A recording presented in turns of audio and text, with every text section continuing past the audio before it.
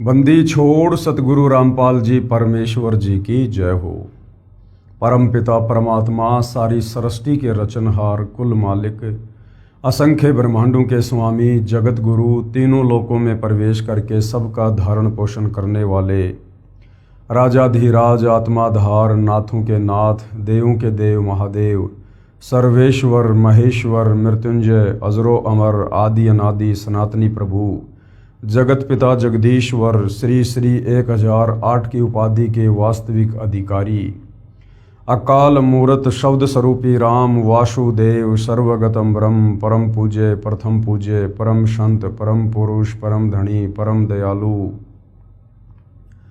सत्य कबीर हक्का कबीर अल्लाहु कबीर अल्लाहु अकबर बाखबर अल्लाह ताला जगत के तारणहार जगत के मुक्तिदाता जगत के जगन्नाथ हारे के सहारे हिंदुओं के राम मुसलमानों के अल्लाह सिखों के वाहिगुरु ईसाइयों के मसीह दया के सागर दयानिधि करुणा के सागर करुणानिधि स्वयंभू परिभू संकट मोचन कष्ट हरण मंगल करण दुख भंजन अविगत कबीर निर्विकार निर्विषम परमात्मा अलय अलेख सतगुरु आदि अनादि सतगुरु असली मर्यादा पुरुषोत्तम असली राम असली कृष्ण असली घनश्याम असली मुरारी राजाओं के राजा महाराजाओं के महाराजा शहंशाहों के शहंशाह सम्राटों के सम्राट भगवानों के भगवान अल्लाहों के अल्लाह प्रभुओं के प्रभु मसीहाओं के मसीह सच्चे वाहिगुरु बाबाओं के बाबा पीरों के पीर सेठों के सेठ जगत सेठ सावड़सा सेठ सर्वगुण संपन्न अनंत कोटि कलाओं के स्वामी अनंत कोटि ब्रह्मांडों के नायक योगियों में महायोगी ध्यानियों में महाध्यानी सिद्धों में परम सिद्ध ज्ञानियों में तत्वज्ञानी ब्रह्म ज्ञानी महाज्ञानी परम ज्ञानी सर्वश्रेष्ठ ज्ञानी विज्ञानी युवा कबीर समर्थ कबीर असमवात अमित ओजा सच्चे रहनुमा करीम अल्लाह सुबहान अल्लाह दुनिया के अंतिम पैगंबर 8 सितंबर 1951 से गांव धनाना जिला सोनीपत हरियाणा भारतवर्ष की पावन भूमि पे प्रकट रियल कल की भगवान श्री नारायण साकार हरि श्री बाबा साहेब नूर अनंत परमात्मा सच्चे दरवेश सच्चे बाखबर संत शिरोमणि सतगुरु रामपाल जी परमेश्वर जी के चरण कमल में आप और हम सभी भाई बहनों का अनंत कोटि दंडवत प्रणाम। सत्साई भाई और बहनों, बहुत बड़ी दया बहुत बड़ी मेहर पूज्य गुरुदेव भगवान की परमेश्वर रामपाल जी की जिनके शुभ आशीर्वाद से विशेष आशीर्वाद से उन्हीं के सत्संगों का संग्रह पवित्र आध्यात्मिक पुस्तक कबीर बड़ा या कृष्ण इस पर वीडियो बनाने की श्रृंखला जारी है। इसी श्रृंखला में आज हमारा ये 14वें नंबर का वीडियो है और इस पवित्र पुस्तक कबीर बड़ा या कृष्ण इसके प्रत्येक वीडियो से हमें भक्ति मार्ग के विषय में अध्यात्म के विषय में वो सब कुछ जानने और समझने को उपलब्ध हो रहा है जिसकी तलाश हम आत्माओं को युगों युगों से थी सदियों से थी, किंतु तत्व ज्ञान के अभाव में हमारे नादान धर्मगुरु एकमात्र संस्कृत भाषा के विद्वान होने के चलते हमें इन धर्मशास्त्रों का सार निकाल कर नहीं दे पाए कि वास्तव में एक पूर्ण परमात्मा कौन है, किस पूर्ण परमात्मा की भक्ति करनी चाहिए, उसकी पूजा विधि क्या है, जिस कारण से सदियों से शास्त्र विरुद्ध साधना करने के चलते हमारे पूर्वज भी प्रेत योनियों को प्राप्त हुए और वर्तमान में हमारे नादान धर्मगुरु वही शास्त्र विरुद्ध साधना करवाकर हमें भी उन्हीं के पास उन प्रेत योनियों में भेजने की पूरी तैयारी कर रहे थे। भला हुआ पूज्य गुरुदेव सतगुरु रामपाल जी का जिन्होंने सर्वधर्मों के सर्वधर्म शास्त्रों का सार निकाल कर सत्संगों के माध्यम से पवित्र पुस्तकों के माध्यम से परमात्मा चाहने वाली आत्माओं के समक्ष सार्वजनिक कर दिया। अब भाई और बहनों, जिन्होंने वास्तव में परमात्मा चाहिए पूर्ण मोक्ष चाहिए उन आत्माओं के लिए तो किसी भी प्रकार का कोई भी संशय कोई भी शंका भक्ति मार्ग की सतगुरु रामपाल जी ने नहीं छोड़ी है। यदि आप ध्यान से YouTube पर उनके सत्संग सुनेंगे, टीवी चैनल पर सुनेंगे या उनके कर कमलों द्वारा लिखित पुस्तकों को पढ़ेंगे तो सर्व धर्मशास्त्रों से सर्व प्रमाण देखकर आप जी दांतों तले उंगली दबाएंगे कि अध्यात्म का जो खजाना हमारे धर्म ग्रंथों में छुपा हुआ था वो आज तक हमें हमारे धर्म गुरु नहीं बता पाए। अब सतगुरु रामपाल जी ने पूरे विश्व के मानव समाज पर रजा की है, दया की है। तो बुद्धिमान व्यक्ति उनकी रजा का भरपूर फायदा भी उठाएगा।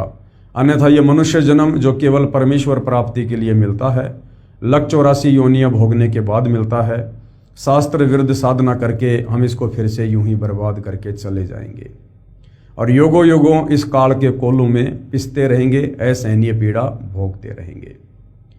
तो भाइयों और बहनों, पवित्र पुस्तक कबीर बड़ा या कृष्ण, इस पर हमारा जो टॉपिक चल रहा है वो है जनता की अदालत। और जनता की अदालत के ऊपर ये जितने भी वीडियो बन रहे हैं, वीडियो नंबर 5 से जनता की अदालत में मामला चला था। किस बात को लेकर कि हु इज सुप्रीम गॉड, सर्वशक्तिमान एक परमात्मा कौन है, कबीर बड़ा या कृष्ण। 5 नंबर वीडियो से शुरू हुआ था और आज हमारा ये 14वें नंबर का वीडियो है और आगे भी इस विषय पर वीडियो बनेंगे। यदि आपने कंप्लीट वीडियो देख लिए तो आप जी ये कह नहीं सकते कि मुझे किसी ने अध्यात्म के विषय में बताया नहीं या किसी ने समझाया नहीं, जब आप धर्मराज के दरबार में खाली हाथ खड़े होंगे।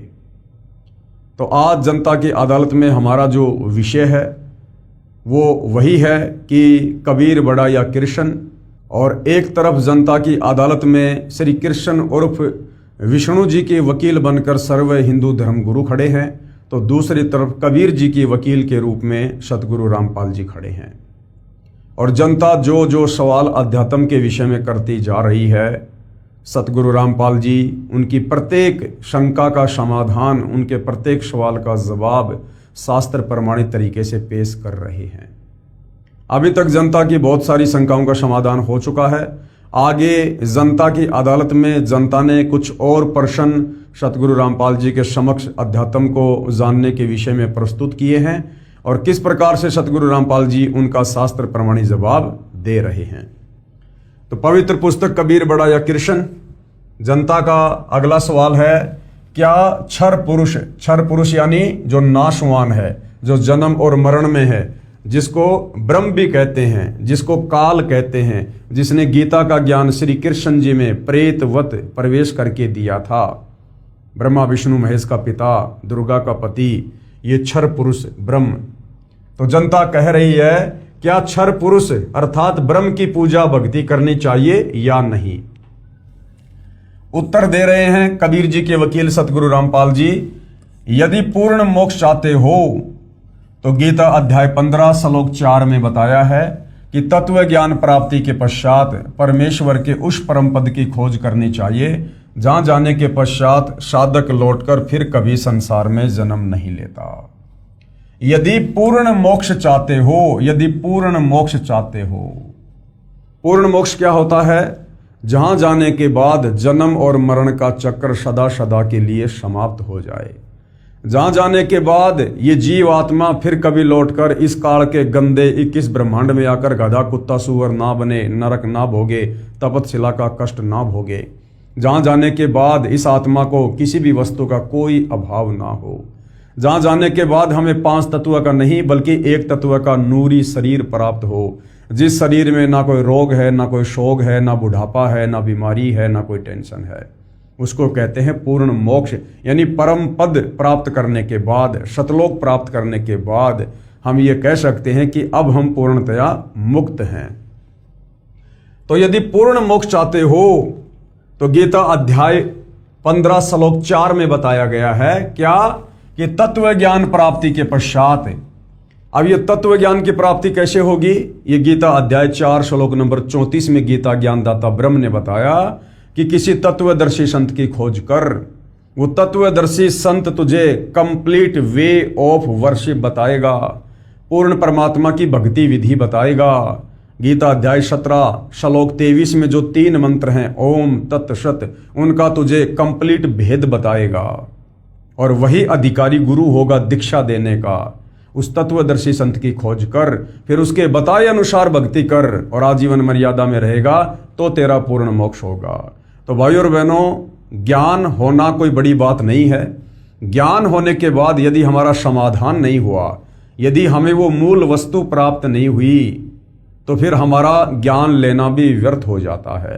तो आज ज्ञान भी है और आज समाधान भी है। समाधान यानी आज वो तत्वदर्शी संत धरती पर साक्षात प्रकट है सतगुरु रामपाल जी के नाम से।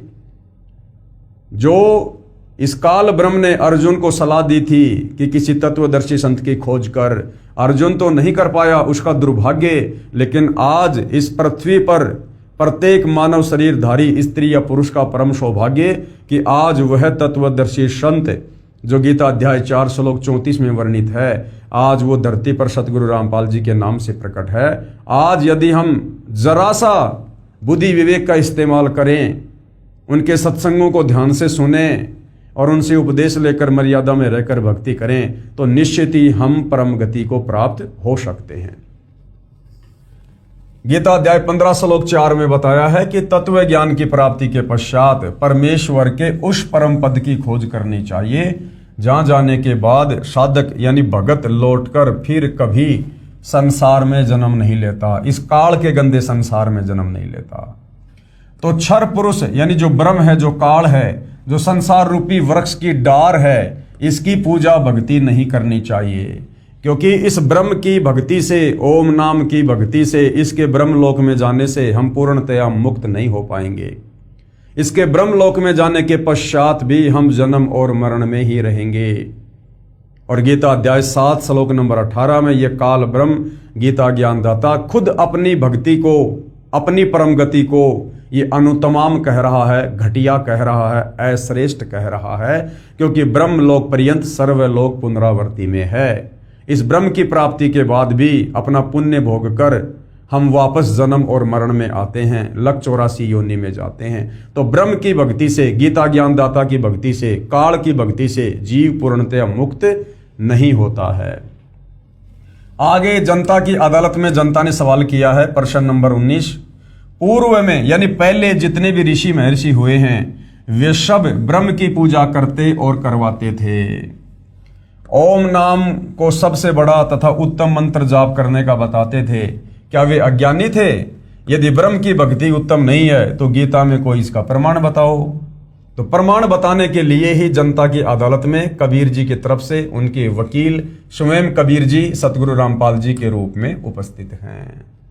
तो जनता क्या सवाल कर रही है कि भाई आज से पहले सतयुग में, त्रेता युग में, द्वापर में, हजारों साल पहले बड़े बड़े साधु संत महात्मा ऋषि जिनके नाम की आज तक महिमा गाई जाती है, जो घर बार छोड़कर जंगलों में चले जाते थे, तप करते थे, ओम नाम की साधना करते थे, अपने शरीर का भी ध्यान नहीं रखते थे, क्या वो पागल थे, वो मूर्ख थे जो इस प्रकार की साधना किया करते थे?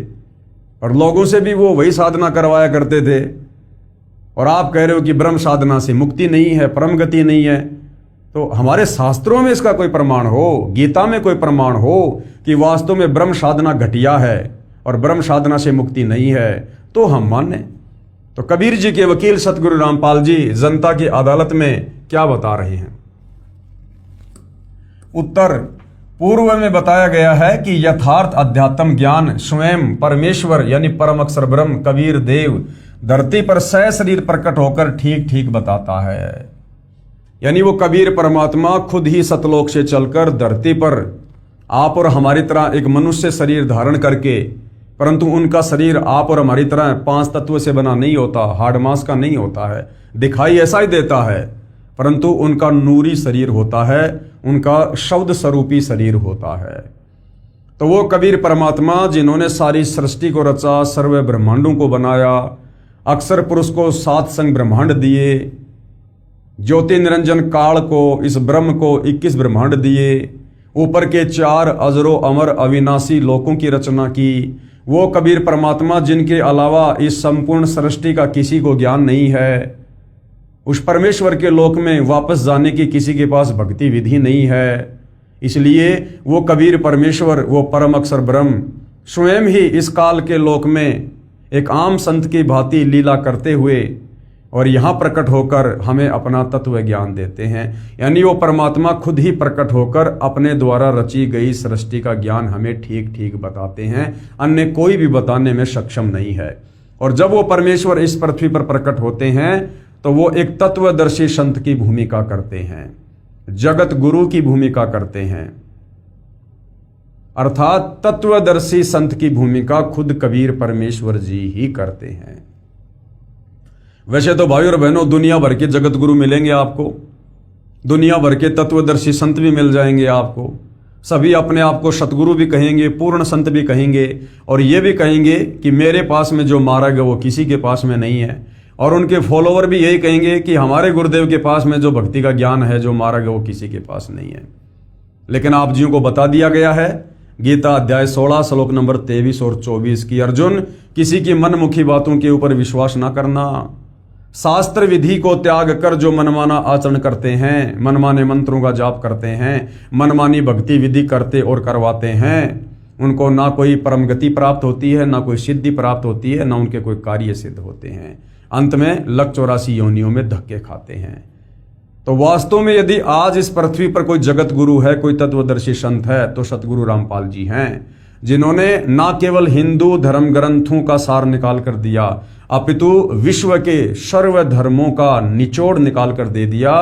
जो ज्ञान उन धर्मों के, उन भाषाओं के ज्ञाता मुल्ला मौलवी, पोप पादरी, पाठी और ये पंडित ब्राह्मण विद्वान आचार्य शंकराचार्य भी निकाल कर नहीं दे पाए। तो जगत गुरु वर्तमान में पूरी पृथ्वी पर एक समय में एक ही होता है, और वे आज सतगुरु रामपाल जी हैं।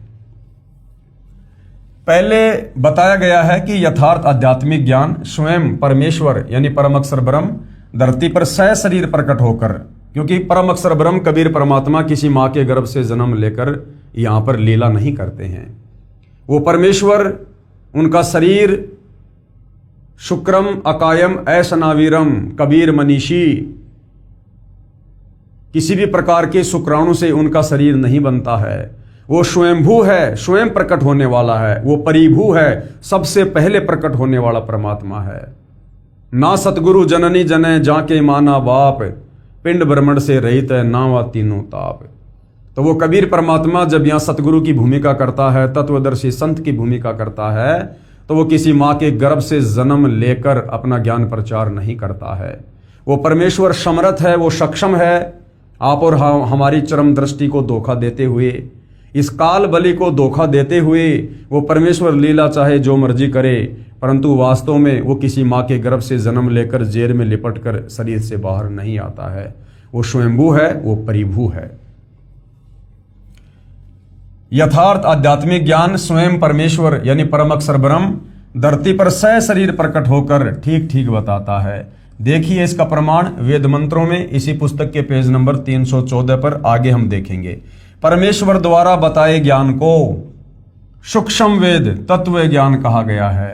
तत्व ज्ञान में परमात्मा ने बताया है कि क्या बताया, गुरु बिन काहू न पाया ज्ञाना, और जो थोथा बुस छड़े मुड किसाना, और गुरु बिन वेद पढ़े जो प्राणी, समझे न सार रहे अज्ञानी।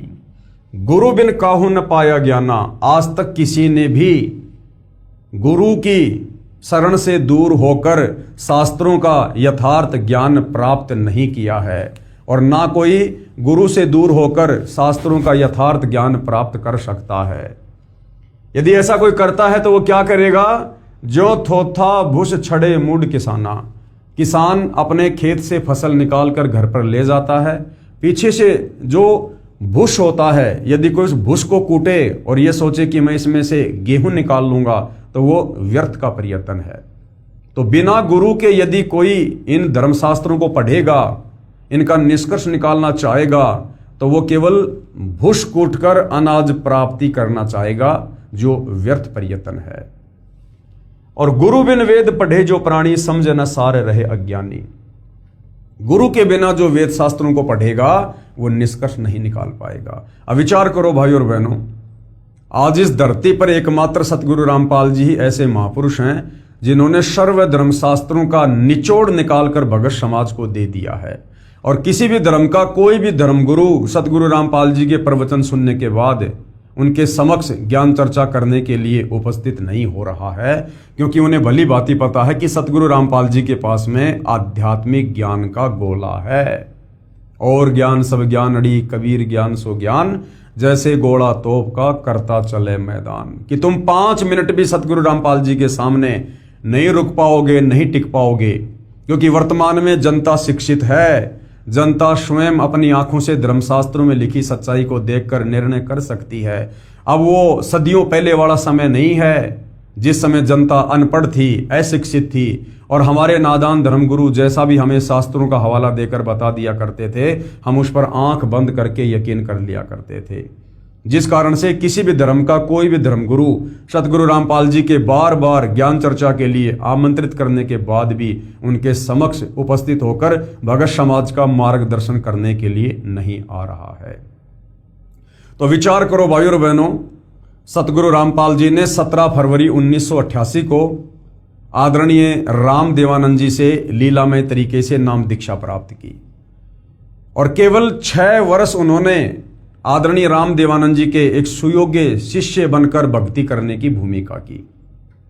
और आदरणीय राम देवानंद जी जो अनपढ़ थे, उन्होंने ना कभी गीता पढ़ी, ना कभी वेद पढ़े, ना कोई धर्मशास्त्र उन्होंने पढ़ा, ना कभी उन्होंने अपने भक्तों को पढ़ाया।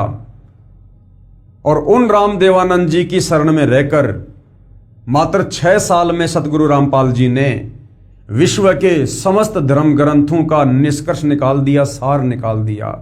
जो गलतियां मुसलमान धर्म के मुल्ला मौलवियों ने, स्कॉलर ने, अनुवादकर्ताओं ने पवित्र कुरान शरीफ में, कुरान मजीद में, तौरात में, जबूल में, इंजिल में की हुई हैं, जो गलतियां हिंदू धर्म के आचार्यों ने, शंकराचार्यों ने, गीता अनुवादकों ने वेदों के अनुवाद करते समय, गीता का अनुवाद करते समय, पुराणों का अनुवाद करते समय की हुई हैं, वो तमाम गलतियां सतगुरु रामपाल जी ने सार्वजनिक भी कर दी और उन गलतियों को ठीक भी कर दिया। अब विचार करो भाइयों और बहनों, जिसका गुरु अनपढ़ और उस गुरु की संगति करके मात्र 6 साल में, क्या इस पृथ्वी पर ऐसा कोई व्यक्ति हो सकता है जो समस्त धर्मशास्त्रों का निष्कर्ष निकाल कर दे दे। और आदरणीय गरीबदास जी का 5वां वेद सूक्ष्म वेद सदग्रंथ साहिब, उसमें विश्व की सभी भाषाओं के शब्दों का समावेश है। और उस सदग्रंथ साहिब का खुलासा सन 1994 से सन 2000 तक सतगुरु रामपाल जी ने किया। क्या यह किसी व्यक्ति के द्वारा करना संभव है? बिल्कुल भी नहीं है। इसलिए जैसा कि वेदों में लिखा है, परमेश्वर की महिमा में लिखा है कि वो परमात्मा अपने ज्ञान का प्रचार प्रसार करने के लिए, अपने ज्ञान का संदेशवाहक बनकर, अपने ज्ञान का दूत बनकर स्वयं ही सतलोक से चलकर इस पृथ्वी पर सशरीर प्रकट होता है और एक तत्वदर्शी संत की भूमिका करके प्रचार प्रसार करता है। तो निसंदेह वर्तमान में धरती पर स्वयं कबीर परमेश्वर सतगुरु रामपाल जी के रूप में प्रकट हैं, जिन्होंने आज न केवल हिंदू समाज में परमात्मा चाहने वाली आत्माओं के लिए, अपितु सर्व धर्मों में परमात्मा चाहने वाली आत्माओं के लिए उन धर्मों के धर्म ग्रंथों का निष्कर्ष निकालकर अनेकों पुस्तकें बना दी हैं। इस पुस्तक के अलावा आप जी एक पुस्तक है हिंदू साहिबान नहीं समझे गीता वेद पुराण, आप इसको पढ़ सकते हैं, ये प्रमाणित पुस्तक है। मुसलमान नहीं समझे ज्ञान कुरान, आप इस पुस्तक को पढ़ सकते हैं।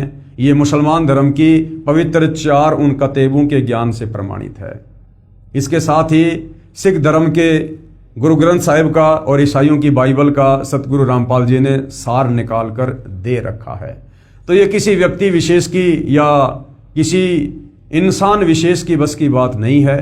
सतगुरु रामपाल जी स्वयं परम ब्रह्म हैं, ये साक्षात कबीर परमेश्वर हैं, जो आप और हमारे आत्म कल्याण के लिए धरती पर प्रकट हैं। और हमने इनके सत्संगों को ध्यान से सुनकर, इनके ज्ञान को समझकर, इनसे उपदेश प्राप्त करके आजीवन मर्यादा में रहकर भक्ति करके अपनी आत्मा का कल्याण करवाना चाहिए।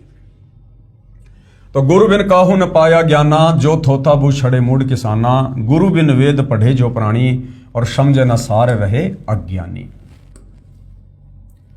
जिन महर्षियों व महर्षियों को सतगुरु नहीं मिला, उनकी ये दशा थी कि वेद पढ़ते थे परंतु वेदों का सार नहीं समझ सके। सर्वप्रथम 21 ब्रह्मांड में वेद सागर मंथन के दौरान इस ब्रह्म ने काल ने श्री ब्रह्मा जी को दिए। ब्रह्मा जी ने 4 वेदों को पढ़ा, परंतु ब्रह्मा जी भी 4 वेदों का सार आज तक नहीं समझ पा रहे। आज तक ना श्री विष्णु जी समझ पा रहे, ना श्री शंकर जी समझ पा रहे। तो सोचिए भाइयों और बहनों, फिर नीचे 21 ब्रह्मांड में, तीनों लोकों में और कौन प्राणी है जो इन वेदों को पढ़कर इनका निष्कर्ष निकाल सकता है। और सतगुरु रामपाल जी ने निष्कर्ष निकालकर सार्वजनिक भी कर दिया है। तो सतगुरु रामपाल जी कोई सामान्य व्यक्ति या संत नहीं, ये साक्षात परम ब्रह्म परमेश्वर हैं। जिन महर्षियों व ऋषियों को सतगुरु नहीं मिला, उनकी ये दशा थी कि वेद पढ़ते थे परंतु वेदों का सार नहीं समझ सके।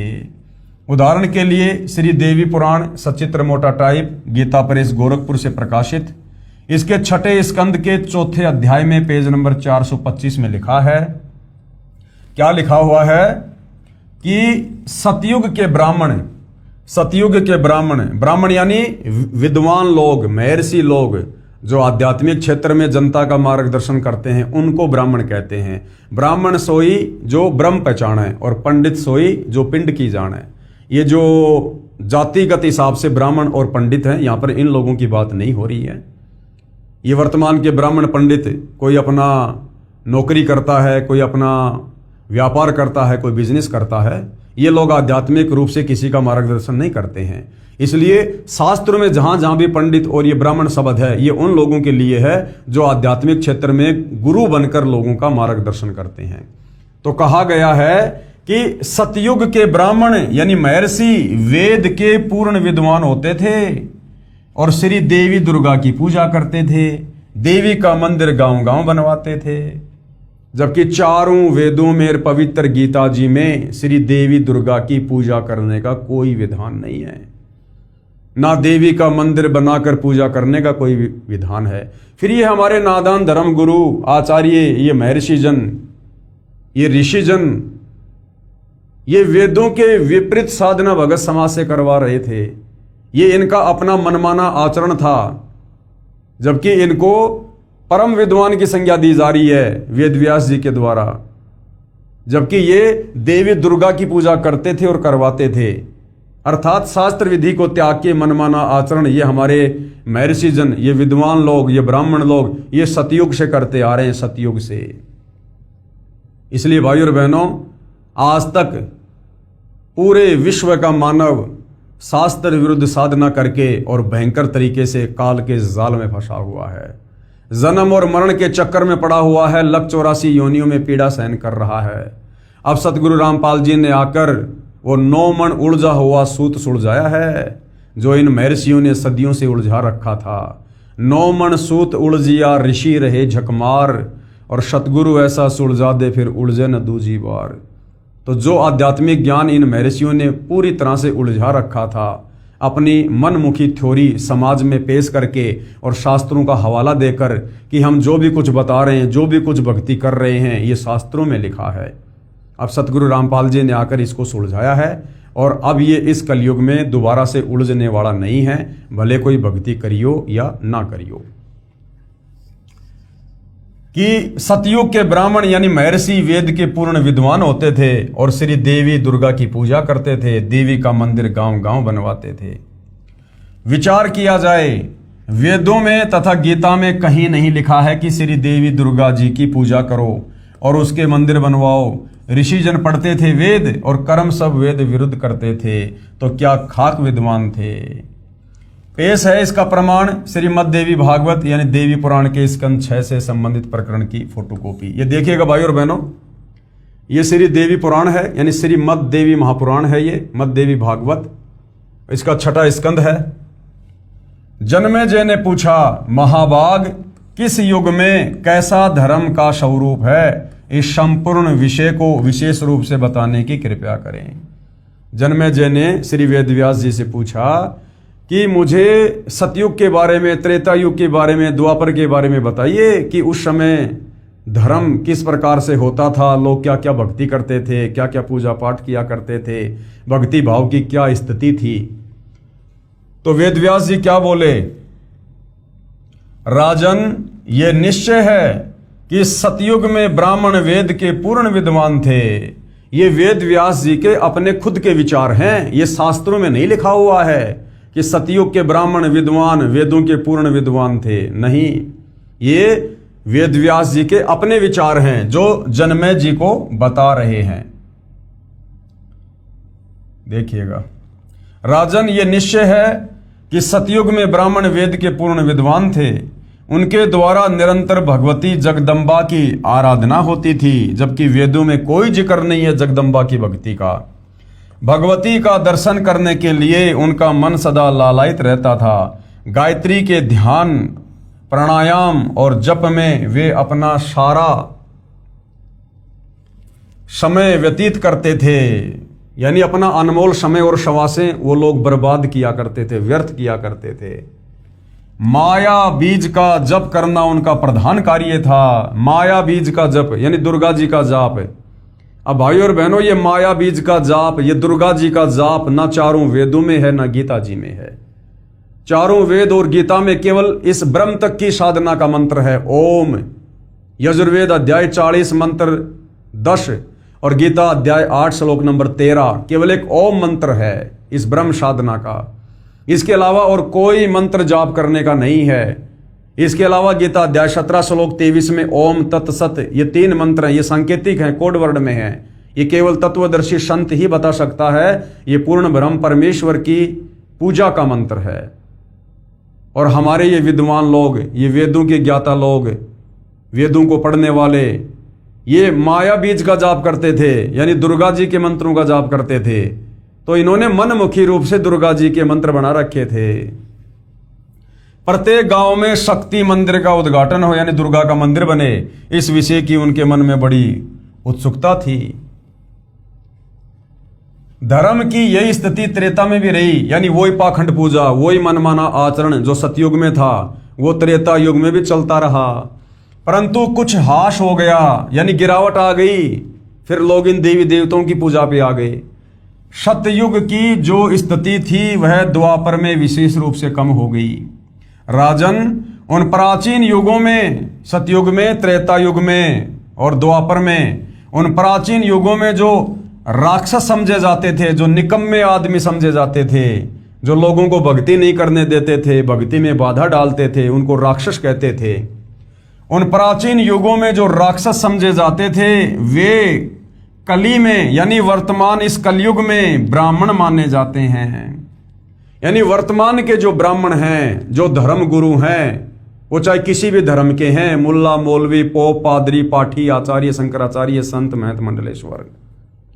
सतयुग में जो राक्षस हुआ करते थे वो वर्तमान के ब्राह्मण हैं, ब्राह्मण हैं। यानी सतयुग के राक्षसों का जैसा स्वभाव था वैसा तो वर्तमान के ब्राह्मणों का, विद्वानों का, आचार्यों का, शंकराचार्यों का है इस कलयुग में।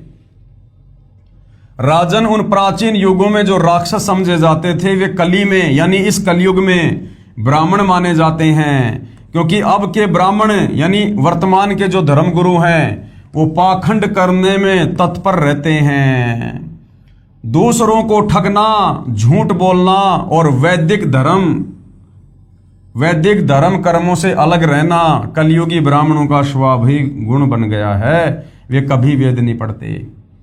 वैदिक धर्म कर्मों से अलग रहना यानी वेदों में वास्तव में जो पूजा पाठ है, जो भक्ति विधि है, जो कर्म है, जो धार्मिक अनुष्ठान है, वो ना करवा के मनमुखी रूप से करवा रहे हैं। और उन प्राचीन युगों में, सतयुग में, त्रेता युग में, द्वापर में जो राक्षस समझे जाते थे वो तो वर्तमान के धर्मगुरु हैं। वर्तमान के धर्मगुरु यानी उन राक्षसों जैसा स्वभाव तो वर्तमान के आचार्यों का, शंकराचार्यों का, धर्मगुरुओं का है। ये श्री वेदव्यास जी कह रहे हैं। वेदव्यास जी तो आपकी आंखों के सामने है भाइयों और बहनों। आज से पहले इन धर्मशास्त्रों का वास्तविक ज्ञान किसी के भी पास नहीं था। सब केवल उवा बाई ही बका करते थे। सब के सब शास्त्र विरुद्ध साधना पर आरूढ़ थे। विचार करें, श्रीमद् भगवत गीता चारों वेदों का सारांश है। आप जी गीता जी को तो जानते ही हो, पढ़ते भी होंगे। क्या गीता में कहीं लिखा है कि श्री देवी की पूजा करो, यानी श्री दुर्गा की पूजा करो? गीता में कहीं लिखा हुआ है? इसी प्रकार चारों वेदों में कहीं नहीं लिखा है कि दुर्गा यानी श्री देवी की पूजा करो और उसके मंदिर बनवाओ। तो क्या समझा वेदों को उन महर्षियों ने? जनता की अदालत में जनता ने सवाल किया था कि प्राचीन युगों से हमारे बड़े बड़े विद्वान, साधु, संत, महात्मा, महर्षि जन ये ब्रह्म साधना करते हुए आ रहे थे और लोगों से भी करवा रहे थे। फिर आप कैसे कह सकते हो कि ब्रह्म साधना से मुक्ति नहीं हो सकती? तो आप जी की आंखों के सामने है श्रीमद् देवी भागवत महापुराण यानी देवी पुराण के 6ठे स्कंद में क्लियर कर दिया गया है कि सतयुग के ब्राह्मणों को यानी विद्वानों को भी, महर्षियों को भी शास्त्रों का ज्ञान नहीं था, वेदों का ज्ञान नहीं था। वो भी धर्म कर्म से बहुत दूर बैठे हुए थे और मनमाना आचरण कर और करवा रहे थे। तो क्या खाक विद्वान थे सतयुग के महर्षि? सतयुग के महर्षि। भाई और बहनों, अब जाकर हमें ये क्लियर हुआ है, ये रोशनी हुई है इस तत्व ज्ञान की टोरस से कि हम जिनको बड़े बड़े परम विद्वान, बड़े बड़े महर्षि और आचार्य शंकराचार्य समझा करते थे, वो तो भक्ति और भगवान की एबीसीडी के पास भी नहीं थे। एबीसीडी के पास भी उन्हीं महर्षियों का मनमाना विधान है। ओम नाम सबसे बड़ा अर्थात उत्तम है, जो कहते थे कि ब्रह्म पूजा भक्ति सर्वश्रेष्ठ है। जो ब्रह्म की पूजा इष्ट देव मानकर करते थे वे अज्ञानी थे। उनकी ब्रह्म साधना अनुत्तम गति देने वाली है, यानी उससे भी मोक्ष नहीं है। विशेष ये दशा तो सतयुग के ब्राह्मणों की थी, यानी वेदों के विरुद्ध साधना, धर्मशास्त्रों के विरुद्ध साधना, वेदों के विरुद्ध पूजा पाठ कर्म कांड धार्मिक अनुष्ठान, ये स्थिति तो सतयुग के ब्राह्मणों की थी। अब सोचो भाई और बहनों, वर्तमान के ये जो कलयुग के ब्राह्मण हैं, जो कलयुग के गुरुजन हैं, इनकी क्या स्थिति होगी? ये तो बिल्कुल बट्ठा बैठाने पर तुले हुए हैं, बट्ठा बैठाने पर समाज का। ये दशा तो सतयुग के ब्राह्मणों की थी। कलयुग के ब्राह्मणों यानी शंकराचार्य ब्राह्मण हैं, अन्य कर्म कांड भी अधिकतर ब्राह्मण ही करते और करवाते हैं, तथा जो अन्य गुरुजन है वे उन्हीं कलयुगी ब्राह्मणों से सुना अज्ञान प्रचार करते हैं। इन कलयुग के गुरुजनों यानी ब्राह्मणों के विषय में इसी श्री देवी भागवत पुराण की फोटोकॉपी में बताया है कि जो सतयुग में राक्षस माने जाते थे वैसे तो कलयुग के ब्राह्मण हैं वर्तमान के धर्मगुरु, क्योंकि अब के ब्राह्मण प्राय पाखंड करने में तत्पर रहते हैं। दूसरों को ठगना, झूठ बोलना और वैदिक धर्म कर्म से अलग रहना कलयुगी ब्राह्मणों यानी धर्म गुरुओं का स्वाभाविक गुण बन गया है। और वर्तमान में आप जी देख भी रहे हो, सतगुरु रामपाल जी के अलावा सारे के सारे वेदों के विरुद्ध, गीता के विरुद्ध, पुराणों के विरुद्ध ही साधना कर और करवा रहे हैं। गीता जी में प्रमाण है, श्रीमद् देवी भागवत अध्याय 7 श्लोक 12 से 15 में तो बताया है कि जो तीनों गुणों यानी रजगुण ब्रह्मा, सतगुण विष्णु तथा तमगुण शंकर की पूजा करने वाले राक्षस स्वभाव को धारण किए हुए मनुष्यों में नीच दूषित कर्म करने वाले मूर्ख मुझे भी नहीं बसते।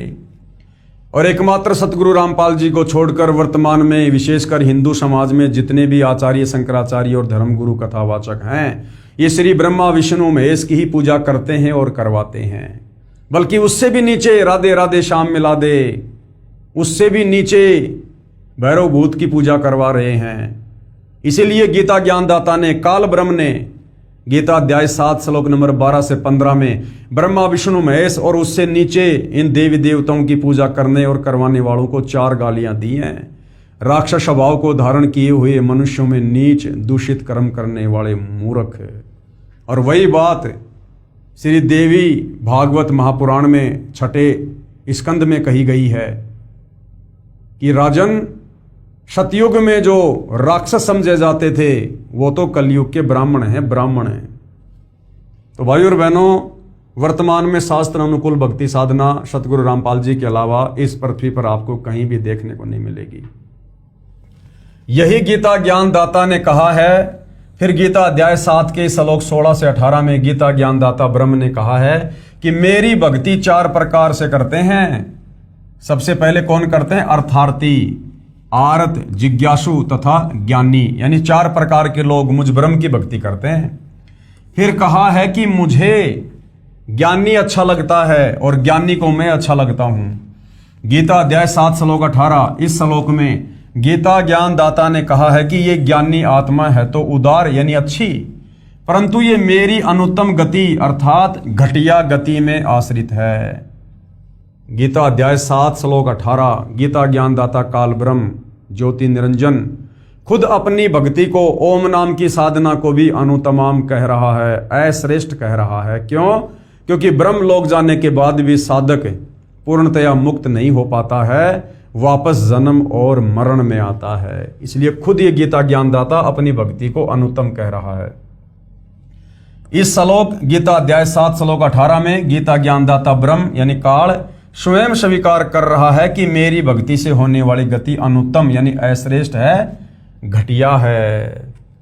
उसके बाद गीता ज्ञानदाता ने अध्याय 7 श्लोक 19 में कहा है, बहुनाम जन्मानाम अंतते ज्ञानवान मान परपदते और वासुदेव सर्वम इति स महात्मा सुदुर्लभ है।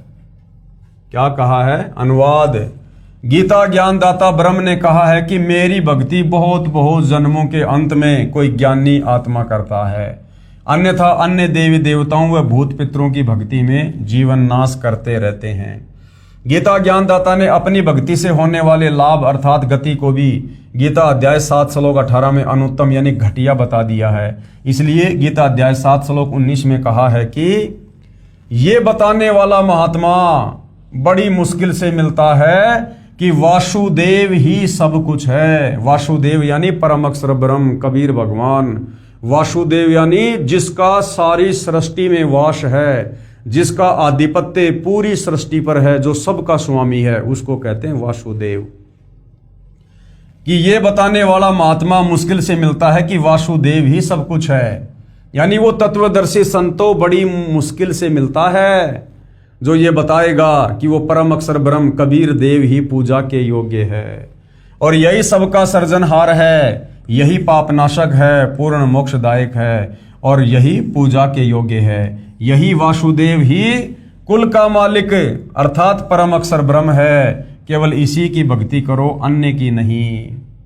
गीता ज्ञानदाता अपनी भक्ति को तो गीता अध्याय 7 श्लोक नंबर 18 में घटिया बता रहा है और जस्ट अगले श्लोक में गीता अध्याय 7 श्लोक 19 में कह रहा है कि मुझ काल ब्रह्म की भक्ति ओम नाम के साथ में युगों युगों के बाद बहुनाम जन्मानाम अंतते ज्ञानवान माम परपदते, यानी मुझ काल ब्रह्म की ओम नाम की साधना भी बहुत बहुत जन्मों के अंत में कोई एकाध ही आत्मा करती है। और जो ये बता दे कि वासुदेव ही सब कुछ है, वासुदेव सर्वम इति स महात्मा सुदुर्लभ है, यानी वासुदेव यानी कबीर परमात्मा ही सब कुछ है, सारी सृष्टि का मालिक है, कुल का मालिक है, सबको रचने वाला है और वही पूजा के योग्य है। ये बताने वाला महात्मा तो बड़ा दुर्लभ है, यानी वो तत्वदर्शी संत तो बहुत दुर्लभ है। और आज भाई और बहनों वो तत्वदर्शी संत बड़ा सुलभ है, फ्री में मिल रहा है, फ्री में। अरे मार्केट से नमक की थैली लेने जाओ तो वो भी 15-20 रुपए की मिलेगी।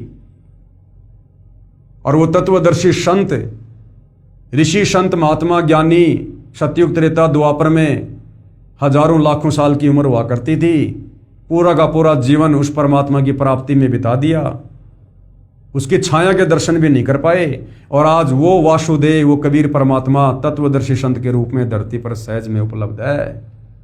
तो भाई और बहनों अगर जरा भी बुद्धि रखते हो तो सतगुरु रामपाल जी के सत्संग प्रवचन सुनना शुरू कर दो और अपनी आत्मा के कल्याण के लिए उनसे दीक्षा लेकर भक्ति शुरू कर दो, अन्यथा काल का षड्यंत्र बहुत भयंकर बताया है। युगों युगों दोबारा हमारा दाव नहीं लगेगा, मौका नहीं लगेगा। ये तत्वदर्शी संत खोजने से नहीं मिलता है, ये खुद आकर मिलता है, खुद। गीता ज्ञान दाता ने भी स्वयं कहा है कि हे अर्जुन, तू सर्वभाव से उस परमेश्वर की शरण में जा। गीता अध्याय 18 श्लोक 62 में खुद गीता ज्ञानदाता क्या कह रहा है, अपने से अन्य उस परम अक्षर ब्रह्म की शरण में जाने की सलाह अर्जुन को दे रहा है। हे अर्जुन, तू सर्वभाव से यानी और सारी पूजा छोड़कर उस परमेश्वर की शरण में जा। उस परमेश्वर की कृपा से ही तू परम शांति को तथा सनातन परम धाम यानी सतलोक को प्राप्त होगा, यानी तेरा पूर्ण मोक्ष होगा। यह गीता अध्याय 18 श्लोक 62 तथा 66 में प्रमाण है। फिर गीता अध्याय 2 श्लोक 17 में तथा अध्याय 18 श्लोक 46 में गीता ज्ञानदाता ने कहा है कि जिस परमेश्वर से यानी जिस परम अक्षर ब्रह्म से, जिस कबीर देव से संपूर्ण प्राणियों की उत्पत्ति हुई है, जिससे यह समस्त जगत व्याप्त है यानी सारी सृष्टि को उसने रचा है, उस परमेश्वर की अपने स्वाभाविक कर्म करते करते पूजा करके मनुष्य सिद्धि को प्राप्त हो जाता है। यानी तत्वदर्शी संत से उपदेश लेकर और जो भी जैसा अपना नेक नीति ईमानदारी से काम करता है, कोई मजदूरी, कोई किसानी, कोई नौकरी, वो काम करते करते मर्यादा में रहकर भक्ति करते हुए वो आत्मा मोक्ष प्राप्त कर सकती है, बशर्ते उसका गुरु तत्वदर्शी होना चाहिए। फिर गीता अध्याय 15 श्लोक 4 में कहा है कि तत्व ज्ञान को समझकर, यानी तत्वदर्शी संत के सत्संगों को समझकर, ज्ञान को आधार बनाकर उसके पश्चात परमेश्वर के उस परम पद की खोज करनी चाहिए, यानी सतलोक के लिए फिर भक्ति करनी चाहिए, जहां जाने के बाद साधक लौटकर संसार में नहीं आता और जिस परमेश्वर से संसार रूपी वृक्ष की पर्वती विस्तार को प्राप्त हुई है। अर्थात जिस परमेश्वर ने सर्व की रचना की है उसी की पूजा करो। इससे सिद्ध हुआ कि उन ऋषियों को वेद का गूढ़ रहस्य समझ नहीं आया, वे अज्ञानी रहे। जनता की अदालत में जनता ने जो प्रश्न किया था कि सतयुग त्रेता द्वापर में हमारे बड़े बड़े विद्वान लोग, महर्षि जन लोग ब्रह्म साधना करते थे, तो क्या वो मुक्त नहीं हो पाए? क्या वो साधना गलत थी? तो सतगुरु रामपाल जी ने हिंदू धर्मशास्त्रों का हवाला देकर, पवित्र गीता जी का और श्री मद देवी भागवत पुराण का, यानी देवी पुराण का हवाला देकर बिल्कुल क्लियर कर दिया है कि उनको तो भक्ति मार्ग का कै ख ग का भी ज्ञान नहीं था। आगे प्रश्न किया है जनता ने, प्रश्न नंबर 20, गीता ज्ञान दाता ने यानी काल ब्रह्म ने अपनी गति को यानी अपनी भक्ति को अनुत्तम क्यों कहा है, घटिया क्यों कहा है? अपनी ओम नाम की साधना को भी इस काल ने घटिया क्यों बताया? उत्तर, गीता ज्ञान दाता ने अध्याय 2 श्लोक 12, गीता अध्याय 4 श्लोक 5, गीता अध्याय 10 श्लोक 2 में कहा है कि अर्जुन, तेरे और मेरे बहुत जन्म हो चुके हैं, तू नहीं जानता, मैं जानता हूं। मेरी उत्पत्ति को ऋषि, महर्षि तथा देवता नहीं जानते। तू और मैं तथा ये राजा व सैनिक बहुत बार पहले भी जन्मे हैं, आगे भी जन्मेंगे। पाठक जन विचार करें, जब ब्रह्म कह रहा है यानी काल खुद कह रहा है कि मेरा भी जन्म मरण होता है, तो ब्रह्म के पुजारी को गीता अध्याय 15 श्लोक 4 वाली गति यानी मोक्ष प्राप्त नहीं हो सकती, यानी परम गति प्राप्त नहीं हो सकती। जब ये ब्रह्म खुद कह रहा है गीता अध्याय 2 श्लोक 12, 10 श्लोक 2, 4 श्लोक 5 और 9 में कि मेरा तो जन्म और मरण है, मैं भी जन्मता हूं और मरता हूं, तो भला फिर इस ब्रह्म की भक्ति करने से ब्रह्म के भगत का जन्म मरण का रोग कैसे समाप्त हो जाएगा? इसलिए ये खुद गीता अध्याय 7 श्लोक 18 में अपनी ब्रह्म भक्ति को भी अनुत्तम कह रहा है, घटिया कह रहा है, अश्रेष्ठ कह रहा है। जिसमें जन्म मरण सदा के लिए समाप्त हो जाता है, साधक कभी लौटकर संसार में नहीं आता, यानी जन्म मरण सदा के लिए समाप्त हो जाता है उस परम अक्षर ब्रह्म की साधना से। जब तक जन्म मरण है तब तक परम शांति नहीं हो सकती। इस काल के लोक में जन्म मरण अटल विधान है, तो जहां जन्म मरण है वहां पर परम शांति नहीं हो सकती। उसके लिए गीता ज्ञानदाता ने अपनी भक्ति से होने वाली गति को अनुत्तम घटिया कहा है। गीता अध्याय 18 श्लोक 62 में कहा है कि परम शांति के लिए उस परमेश्वर यानी परम अक्षर ब्रह्म की शरण में जा, यानी उस कबीर भगवान की शरण में जा, तत्वदर्शी संत से उपदेश लेकर। उसी की कृपा से ही तू परम शांति को तथा सनातन परम धाम को प्राप्त होगा, यानी सतलोक जाएगा। और गीता अध्याय 8 श्लोक 5 व 7 में गीता ज्ञानदाता ने कहा है कि मेरी भक्ति करेगा तो युद्ध भी करना पड़ेगा। जहां युद्ध है वहां शांति नहीं होती, परम शांति का घर दूर है। इसलिए गीता ज्ञानदाता ने अपनी गति को यानी अपनी भक्ति को ओम नाम के जाप से होने वाला लाभ अनुत्तम यानी घटिया बताया है। जनता की अदालत में अध्यात्म में रुचि लेती हुई जनता ने फिर और सवाल किया है।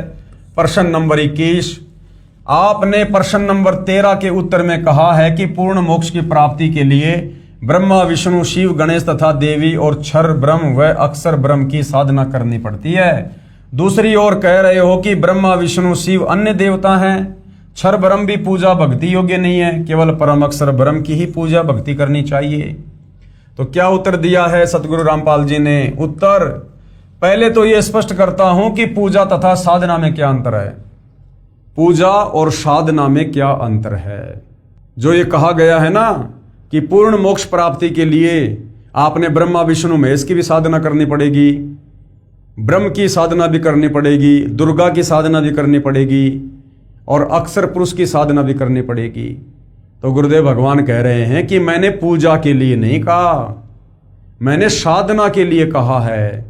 साधना और पूजा में रात और दिन का अंतर है। पूजा तो हमने परम अक्षर ब्रह्म कबीर देव की करनी है अपना इष्ट मानकर, परंतु जब तक हम यहाँ इस काल के लोक में फंसे हुए हैं, हमारे ऊपर इन सभी का ऋण चढ़ा हुआ है। इनका ऋण उतारने के लिए इनके मंत्रों का जाप करना पड़ेगा, और उन मंत्रों के जाप करने को साधना कहते हैं। साधना मजदूरी, ना कि पूजा। पहले तो ये स्पष्ट करता हूं कि पूजा तथा साधना में क्या अंतर है।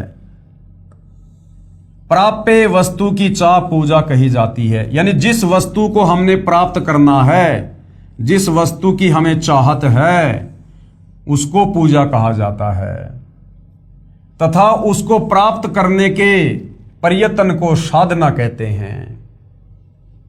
हमें जो वस्तु प्राप्त करनी होती है वो हमारी पूजा है, और उसको प्राप्त करने के लिए हम जो प्रयत्न करेंगे उसको कहते हैं साधना मजदूरी। जैसे किसी प्यासे व्यक्ति ने जल पीना है, अब वो जल उसका इष्ट है, उसे जल की चाहत है, जल उसकी पूजा है, जल उसका पूज्य है, लेकिन जमीन से जल बाहर निकालने के लिए जो मेहनत करनी पड़ेगी, जो प्रयत्न करना पड़ेगा, उसको साधना कहते हैं। जैसे हैंडपंप से यदि हमने जल निकालना है तो हैंडपंप में बोकी मारनी पड़ेगी, पाइप को ऊपर नीचे करना पड़ेगा, वो साधना होती है, ना कि पूजा। इसी प्रकार हमने परम अक्षर ब्रह्म को प्राप्त करना है, तो परम अक्षर ब्रह्म हमारा पूज्य देव है, हमने पूजा करनी है परम अक्षर ब्रह्म की।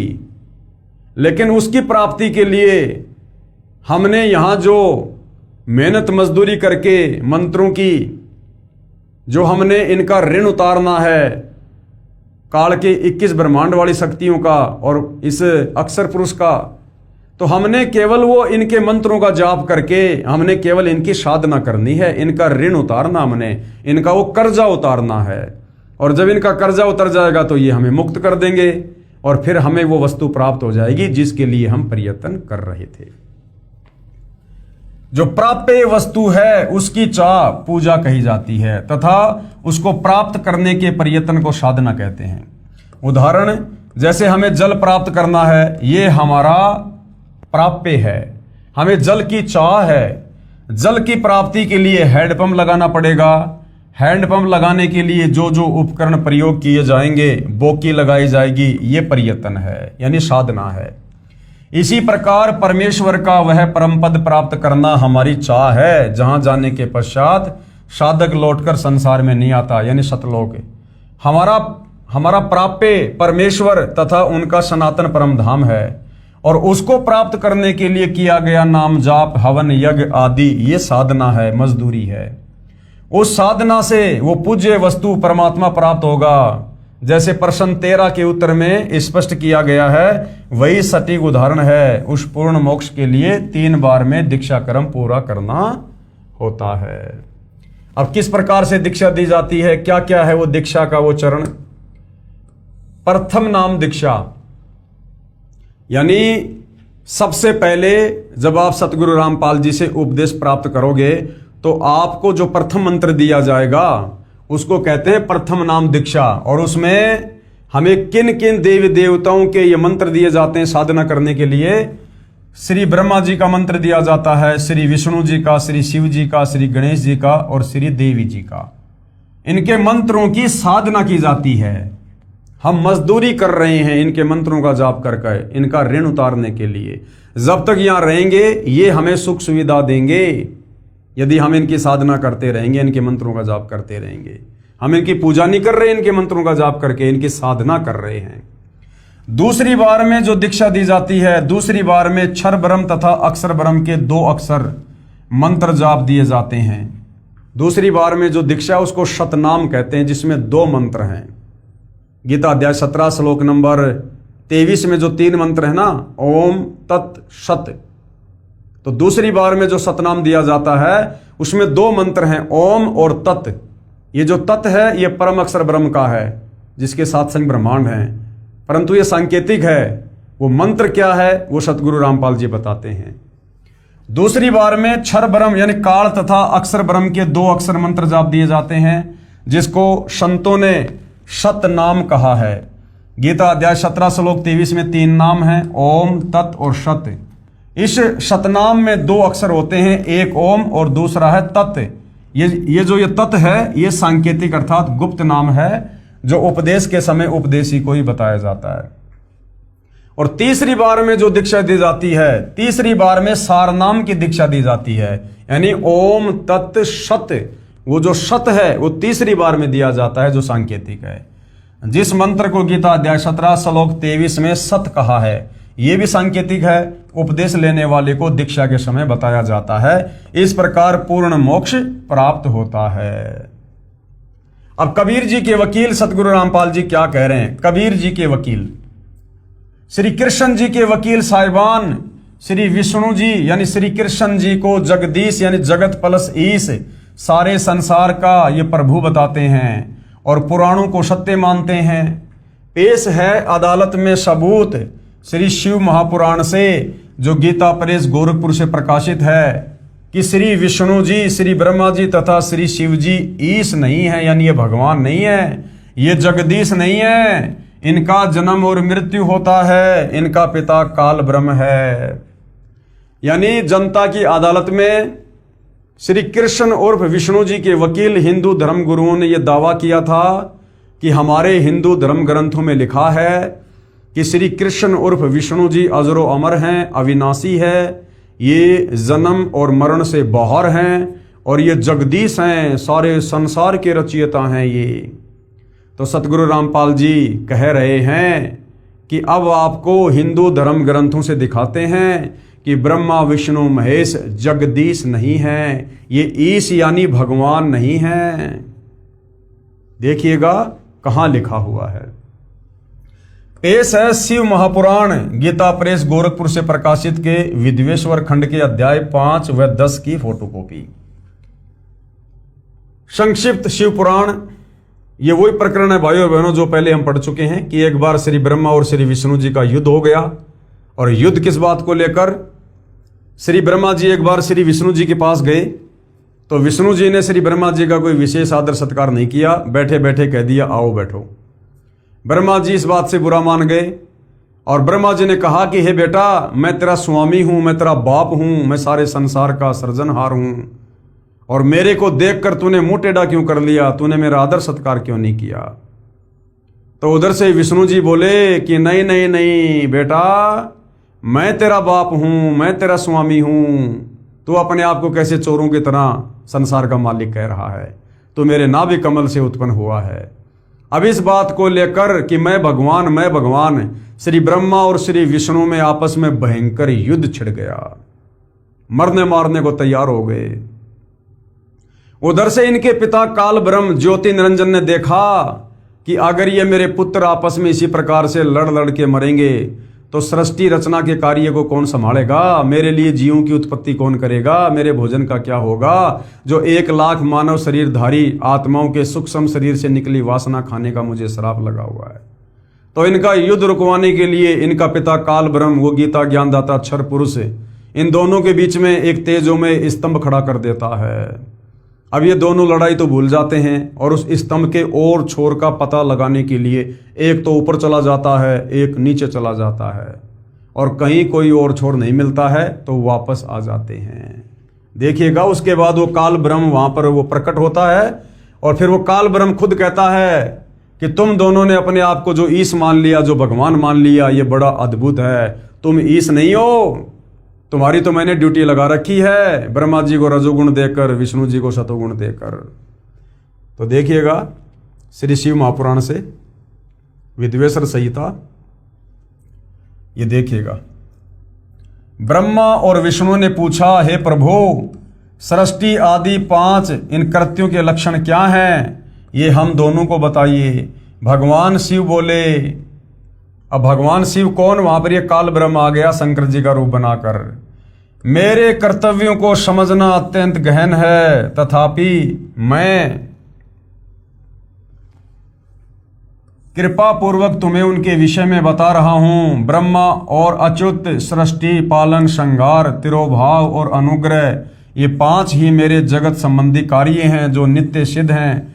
संसार की रचना का जो आरंभ है उसी को सर्ग या सृष्टि कहते हैं। पुत्रो, शिव रूप में वो काल ब्रह्म क्या कह रहा है वहां प्रकट होकर ब्रह्मा और विष्णु को कि पुत्रो, यानी ये ब्रह्मा विष्णु महेश इस काल के पुत्र हैं। पुत्रो, तुम दोनों ने तपस्या करके प्रसन्न हुए मुझ परमेश्वर से सृष्टि और स्थिति नामक 2 ये कृत्य प्राप्त किए हैं। यानी ब्रह्मा जी को रजोगुण मिला है और विष्णु जी को शतोगुण।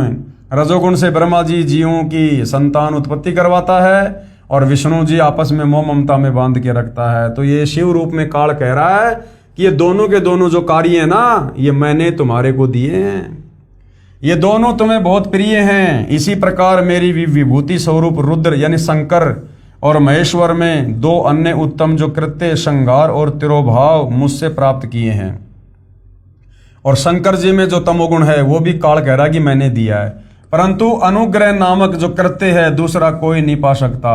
रुद्र और महेश्वर अपने कर्म को भूले नहीं, इसलिए मैंने उनके लिए अपनी समानता प्रदान की। वे रूप, वेश, कृत्य, वाहन, आसन और आयुध आदि में समान ही हैं। मैंने पूर्व काल में अपने स्वरूप भूत मंत्र का उपदेश किया है जो ओंकार के रूप में प्रसिद्ध है। कह रहा कि मेरा ओम मंत्र है, ये काल ब्रह्म है। गीता अध्याय 8 श्लोक 13 में कह रहा है कि ओम इति एक अक्षर ब्रह्म व्यवर्ण माम अनुस्मरण। तो यहां पर ये क्या कह रहा है, जो ओंकार यानी ओम नाम, ओम रूप में प्रसिद्ध है, वह महामंगलकारी मंत्र है। सबसे पहले मेरे मुख से ओंकार ओम प्रकट हुआ जो मेरे स्वरूप का बोध कराने वाला है। यानी ओम कहो चाहे काल कहो एक ही बात है। ओंकार वाचक है और मैं वाच्य हूं। यानी ओंकार तो है मंत्र और मैं हूं उस मंत्र की प्राप्ति वाला वो भगवान। ये मंत्र मेरा स्वरूप ही है। प्रतिदिन ओंकार का निरंतर सुमरण करने से मेरा ही सदा सुमरण होगा। यानी ओम नाम का जाप करने से काल ब्रह्म का सुमरण होगा। मेरे उत्तरवर्ती मुख से अकार का, पश्चिम मुख से उकार का, दक्षिण मुख से मकार का, पूर्ववर्ती मुख से बिंदु का तथा मध्यवर्ती मुख से नाद का प्रकट हुआ। इस प्रकार 5 अवयवों से युक्त ओंकार का विस्तार हुआ है। इन सभी अवयवों से एकीभूत होकर वह प्रणव ओम नामक एक अक्षर हो गया। यानी ओम नाम इस काल का है। पेश है और प्रमाण शिव महापुराण श्री वेंकटेश्वर प्रेस मुंबई से प्रकाशित, जिसमें संस्कृत यानी मूल पाठ भी लिखा है, साथ में हिंदी अनुवाद भी किया है कि विद्वेश्वर संहिता खंड के अध्याय 5 और 10 की फोटोकॉपी। ये हमने पहले भी पढ़ा था, अब फिर से हम इसको पढ़ेंगे, देखिएगा। हे योगेंद्र, मैं उस लिंगा विभर्विका लक्षण सुनना चाहता हूं। नंदिकेश्वर बोले, हे वत्स सुनो, मैं तुम्हारी प्रीति से कहता हूं। पूर्व काल में जो पहला जो कल्प था जो लोकों में विख्यात है, उस समय महात्मा ब्रह्मा और विष्णु का परस्पर युद्ध हुआ। यानी वही प्रकरण है कि एक समय ब्रह्मा और विष्णु जी का युद्ध हो गया और वो दोनों आपस में लड़ने झगड़ने लग गए। बीच में ये काल ब्रह्म एक तेजोमय स्तंभ खड़ा कर देता है जिसका कहीं कोई और छोर नहीं मिला। दोनों ने लड़ाई झगड़ा करना बंद कर दिया और उसी समय इस काल ब्रह्म ने उस तेजोमय स्तंभ को अपने लिंग रूप में यानी अपने उस प्राइवेट पार्ट में अपने गुप्तांग के रूप में चेंज कर दिया और खुद वहां पर ये श्री शंकर जी का रूप बनाकर आ गया। और उसके बाद कहा कि जो इस लिंग की पूजा करेगा ऐसा हो जाएगा, वैसा हो जाएगा, तुम्हारे सारे कार्य पूरे हो जाएंगे। और तुम दोनों ने अपने आप को जो ईश मान लिया, क्योंकि दोनों ब्रह्मा विष्णु इसी बात को लेकर लड़ रहे थे, झगड़ रहे थे कि मैं तेरा बाप, मैं तेरा बाप, मैं जगत का पिता, मैं जगत का पिता। तो ये शिव रूप में काल कह रहा है कि तुमने अपने आप को जो ईश मान लिया, जो भगवान मान लिया, ये बड़ा अद्भुत हुआ। तुम दोनों ईश नहीं हो। उसी बात का यहाँ पर ये प्रमाण है। उस समय महात्मा ब्रह्मा और विष्णु का परस्पर युद्ध हुआ। अब इनको महात्मा कहा जा रहा है। अब भाई और बहनों, महात्माओं के लक्षण होते हैं क्या? लड़ाई झगड़ा करना, उनके मान दूर करने को, यानी उनको जो अहंकार हो गया था कि मैं भगवान, मैं भगवान, उनके उस अहंकार को दूर करने के लिए उनके बीच में उन निष्कल परमात्मा ने स्तंभ रूप अपना स्वरूप दिखाया। तब जगत के हित की इच्छा से निर्गुण शिव ने उस तेजोमय स्तंभ से अपने लिंग का रूप दिखाया। उसी दिन से लोकों में वह निष्कल शिव जी का लिंग विख्यात हुआ और सगुण रूप में बेर रूप की कल्पना की गई। देवताओं की वह बेर पूजा इच्छानुसार भोगों को देने वाली है, परंतु शिव का लिंग बेर भोग और मोक्ष दोनों का देने वाला है। यानी ये सारा का सारा वही वर्णन है जो पहले हम जी इसी पवित्र पुस्तक में देख चुके हैं, हम उसको पढ़ चुके हैं। तो कहने का मतलब है, जनता की अदालत में जो सवाल जनता ने किया था, क्या ब्रह्मा विष्णु महेश ये परमात्मा नहीं है, ये ईश नहीं है, तो सतगुरु रामपाल जी ने श्री शिव महापुराण के विद्वेश्वर संहिता से ये क्लियर करके दिखा दिया है कि ये दोनों ईश नहीं है, ये भगवान नहीं है। श्री कृष्ण जी के वकील, अब जनता की अदालत में श्री कृष्ण जी के वकील क्या कह रहे हैं, हम चारों वेदों ऋग्वेद, यजुर्वेद, सामवेद तथा अर्थर्वेद, श्रीमद् भगवत गीता, 18 पुराणों, महाभारत ग्रंथ तथा श्रीमद् भगवत सुधा सागर को सत्य शास्त्र मानते हैं। इन्हीं सदग्रंथों को आधार मानकर ज्ञान बताते हैं तथा साधना बताते हैं। श्री कृष्ण उर्फ श्री विष्णु, श्री शिव जी, श्री देवी दुर्गा की पूजा करने को कहते हैं, श्राद्ध करना बताते हैं, देव पूजा करते हैं तथा करवाते हैं। तो कबीर जी के वकील सतगुरु रामपाल जी क्या कह रहे हैं? कबीर जी के वकील दास अदालत को बताना चाहता है कि श्रीमद् भगवत गीता अध्याय 16 श्लोक 23-24 में क्या कहा है। अध्याय 16 श्लोक 23 में क्या कहा गया है? जो पुरुष यानी जो व्यक्ति यानी साधक शास्त्र विधि को त्याग कर, यानी जो गीता और वेदों में लिखा हुआ है उसके विपरीत भक्ति करके, शास्त्र विधि को त्याग कर अपनी इच्छा से मनमाना आचरण करता है, जो शास्त्रों में वर्णित साधना नहीं, वह साधना शास्त्र विधि त्याग कर स्वेच्छा से आचरण करना कहा है, वह न तो सिद्धि को प्राप्त होता है और न ही परम गति को और न सुख को प्राप्त होता है। तो ये श्री कृष्ण जी के वकील जितने भी हिंदू धर्म गुरु हैं जो हवाला देते हैं हिंदू धर्म ग्रंथों का और साधना कर रहे हैं मनमुखी मनमाना आचरण शास्त्रों के विरुद्ध, जो गीता अध्याय 16 श्लोक 23 के अनुसार बिल्कुल मनमाना आचरण है। सबूत के लिए पढ़िए गीता अध्याय 16 श्लोक 23 की फोटोकॉपी। गीता अध्याय 16 श्लोक 23 में क्या कहा गया है? ये शास्त्र विधिम उत्सृजे वर्तते काम कराता न स सिद्धिम आपनवंती न सुखम न पराम गतिम। यानी जो पुरुष, जो साधक, जो भगत शास्त्र विधि को त्याग कर, यानी गीता और वेदों में जो मंत्र हैं, जो भक्ति साधना है, उसको छोड़कर मनमुखी रूप से जो भक्ति साधना करते हैं, जो मंत्रों का जाप करते हैं, जो पुरुष शास्त्र विधि को त्याग कर अपनी इच्छा से मनमाना आचरण करता है, वह न सिद्धि को प्राप्त होता है, यानी उसकी भक्ति सिद्ध नहीं होती, सफल नहीं होती, न वो परम गति को यानी मोक्ष नहीं मिलता और न कोई सुख को प्राप्त होता है, यानी जो भाग्य में वही मिलेगा, भाग्य से अधिक उसको प्राप्त नहीं हो सकता। गीता अध्याय 16 श्लोक 24 में फिर क्या कहा गया है कि हे अर्जुन, तेरे लिए कर्तव्य यानी जो साधना करनी चाहिए, जिन मंत्रों का जाप करना चाहिए, और अकर्तव्य यानी जो साधना नहीं करनी चाहिए, उसके लिए शास्त्र ही प्रमाण है। किसी धर्म गुरु के मनमुखी विचारों से भक्ति नहीं करनी चाहिए। हमारे शास्त्रों में क्या लिखा है, गीता और वेदों में क्या लिखा है भक्ति और भगवान को लेकर, साधना को लेकर, हमने वो साधना उस विधि से करनी चाहिए। तो पवित्र गीता जी में तो भाई ये लिखा कि सबसे पहले तो तत्वदर्शी संत की खोज करो, गीता अध्याय 4 श्लोक नंबर 34 में, और तत्वदर्शी संत की खोज करने के बाद फिर उसके बताए अनुसार साधना करो। फिर वो तुम्हें क्या मंत्र देगा? गीता अध्याय 17 श्लोक 23 में जो 3 मंत्र हैं, ओम तत्सत, वो तुम्हें 3 बार में उन तीनों मंत्रों की दीक्षा देगा। तुम्हें धार्मिक अनुष्ठान बताएगा, तुम्हें यह बताएगा कि तुम्हारा इष्ट कौन है, पूज्य देव कौन है, तुम्हें भक्ति की मर्यादा बताएगा, नियम बताएगा। तो उस तत्वदर्शी संत के बताए अनुसार भक्ति साधना करने से परम शांति मिलेगी, पूर्ण मुक्ति मिलेगी। अन्यथा यह मनमाना आचरण करने से कुछ नहीं होगा सिवाय काल का कष्ट भोगने के।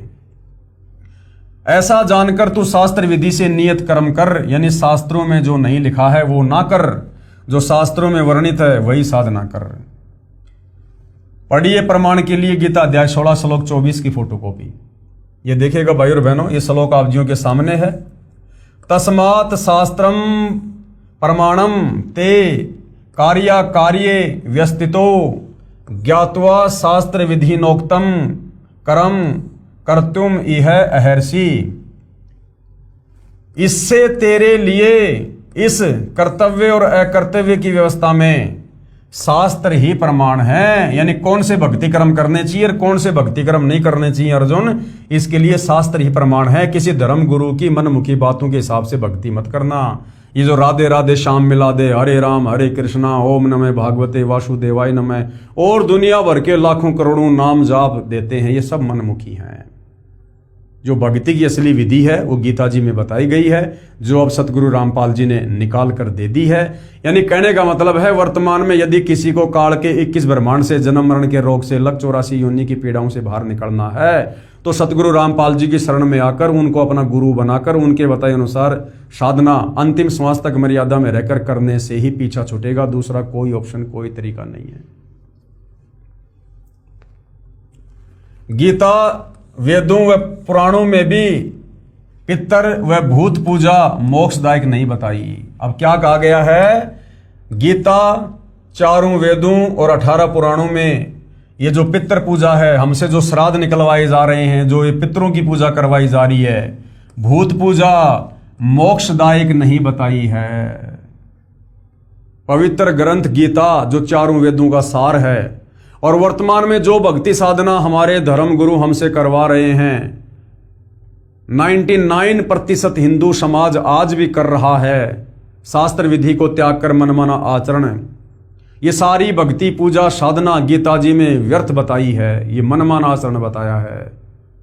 तो भाई और बहनों, गीता जी में कहां कहां लिखा हुआ है, और यदि गीता जी में इस प्रकार की भक्ति साधना को जो आज पूरा हिंदू समाज लगभग कर रहा है, यदि उसको व्यर्थ बताया, शास्त्रों के विरुद्ध बताया है, तो फिर शास्त्र अनुकूल साधना क्या है, ये भी हमें इस पवित्र पुस्तक कबीर बड़ा या कृष्ण के अगले एपिसोड में पता चलेगा, क्योंकि मामला चल रहा है जनता की अदालत में। और हिंदू समाज के ऊपर भाई और बहनों, सतगुरु रामपाल जी ने एक बहुत बड़ा महाउपकार किया है, क्योंकि जो चारों वेद हैं, ये चारों वेद भक्ति का मूल हैं, अध्यात्म का मूल हैं, जड़ हैं। और आपका सौभाग्य कि आपका जन्म हिंदू समाज में हुआ है। इस हिंदू धर्म में जन्म होने के कारण आप जी वेदों के समर्थक हैं, गीता जी के समर्थक हैं। भले आपने कभी वेद नहीं पढ़े, गीता नहीं पढ़ी, लेकिन जब इनका जिक्र आता है तो ऑटोमेटिक आत्मा इनको स्वीकार करती है। तो हिंदू धर्म में जन्म होने के कारण ये आपके लिए बहुत ही बड़ा ये प्लस पॉइंट है कि आप बहुत जल्दी भक्ति और भगवान को समझ सकते हो, आप भक्ति पर लग सकते हो, आप मोक्ष प्राप्त कर सकते हो। ये चारों वेद पूरे विश्व के मानव समाज के लिए हैं। ये वर्तमान में जो मुसलमान हैं, सिख हैं, ईसाई हैं, यहूदी हैं, जितने भी धर्म हैं, इन सब ने वेदों के अनुसार ही भक्ति साधना करनी चाहिए। और यदि मोक्ष प्राप्त करना है तो करनी होगी, क्योंकि ये वेद सतयुग में ब्रह्मा जी ने अपने वंशजों को दिए थे, मनु आदि को। और सतयुग, त्रेता और द्वापर युग तक कोई धर्म नहीं था, हम सब सनातनी थे, वैदिक साधना करते थे। अब आप और हम सभी इंसानों को आपस में बांट दिया गया इस काल के द्वारा, क्षर पुरुष के द्वारा, क्योंकि ये भक्ति युग है। इस समय परमात्मा ने धरती पर प्रकट होकर अपना ज्ञान प्रचार करना था, आत्माओं का मोक्ष करना था। ये ब्रह्म, ये काल इस बात से भली भांति परिचित है, क्योंकि परमात्मा और काल का एग्रीमेंट हुआ था। इसलिए इसने हम इंसानों को आपस में डिवाइड कर दिया धर्मों में, अलग अलग पुस्तकें बनवा दी, अलग अलग हमारी विचारधारा बना दी, हमारा खान पान अलग अलग कर दिया, हमारे शास्त्रों को डिफरेंट कर दिया, हमारी भक्ति पूजा साधना अलग अलग कर दी, हमें आपस में उलझा दिया अपने षड्यंत्र के तहत, ताकि जब वो तत्वदर्शी सन धरती पर आए, अपना ज्ञान दे, तो उसकी बात कोई भी ना माने। सब अपने अपनी साधना को, अपने अपने धर्म को, अपने अपने शास्त्रों को सर्वश्रेष्ठ मानकर उस पर आरूढ़ रहें। लेकिन भाई और बहनों, इस काल का ये जो सुदृढ़ जो ये किला है, ये ढहाने के लिए ही परमात्मा धरती पर तत्वदर्शी संत बनकर आते हैं। तो ये काल उनके आगे बालक है, बच्चा है, नादान है, अबोध है। और ये इतना सारा सब कुछ जो ज्ञान दिया जा रहा है, ये भाई और बहनों आप और हम जीवों की बुद्धि को विकसित करने के लिए दिया जा रहा है। अन्यथा परमेश्वर रामपाल जी के लिए किसी का भी मोक्ष करना कोई बड़ी बात नहीं है। तुम कर दो पल में पार हो जा रजा तेरी। वो परमात्मा 1 सेकंड में चाहे तो सर्व पृथ्वी के प्राणियों को सतलोक लेकर जा सकता है, परंतु उस परमेश्वर के कुछ नियम हैं, कुछ उसूल हैं, कुछ विधान है जो इस काल के 21 ब्रह्मांड बनाकर परमेश्वर ने वो नियम बनाए हैं, तो परमेश्वर अपने द्वारा बनाए नियम नहीं तोड़ता है। इसलिए आप और हमें ज्ञान समझाकर लेकर जाना चाहता है। इसलिए सतगुरु रामपाल जी आज इतना प्रयास कर रहे हैं, इतना संघर्ष कर रहे हैं, और उनके संघर्ष की सफलता इसी में है कि हम उनके ज्ञान को समझकर उनकी शरण में आकर अपनी आत्मा का कल्याण करवाएं, क्योंकि मनुष्य जन्म केवल आत्मा के कल्याण के लिए मिलता है, और तत्वदर्शी संत हम आत्माओं के कल्याण के लिए ही आते हैं, प्रकट होते हैं। तो भाइयों और बहनों, जनता की अदालत में जो मामला चल रहा है, कबीर बड़ा या कृष्ण, इस मुद्दे पर हम अगले वीडियो में और विस्तार से जानकारी प्राप्त करेंगे, और इसी प्रकार से हम अपने धर्मशास्त्रों में लिखी सच्चाई से परिचित हो जाएंगे। हमारी आत्मा अंत में स्वीकार कर लेगी कि वर्तमान में हमें जो साधना हमारे नादान धर्मगुरुओं के द्वारा करवाई जा रही है, ये बिल्कुल व्यर्थ है, यूजलेस है, निरर्थक है, इसके कोई मायने नहीं है।